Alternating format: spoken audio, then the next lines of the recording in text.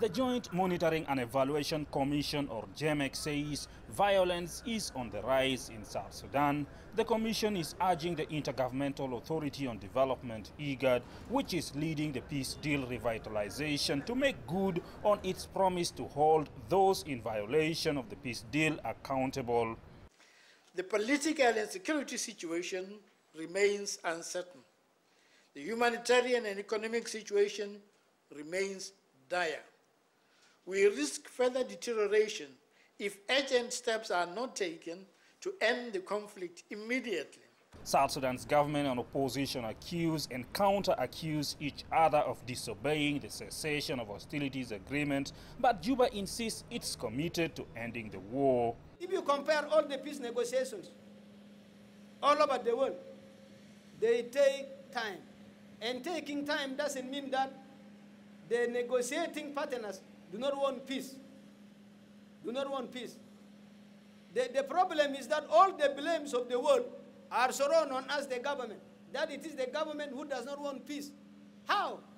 The war in South Sudan continues to follow a trend it has seen for the past 5 years, with government being accused of attacking opposition forces during dry seasons because military equipment is easily maneuvered, whereas the opposition tends to gain grounds when parts of the country are cut off during the rainy season.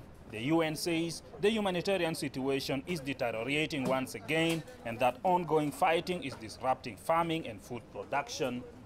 Because of that insecurity, unfortunately, many humanitarian agencies have had to pull out of the area and have left people without access to medical support, including food and clean water.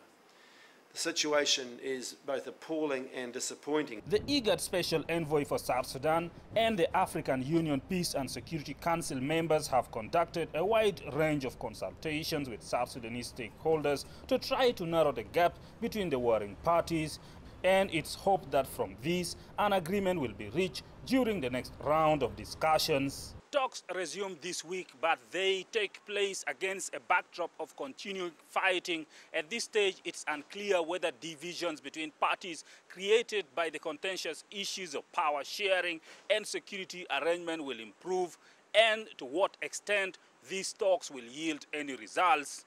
Patrick Oyet, CGTN, Juba, South Sudan.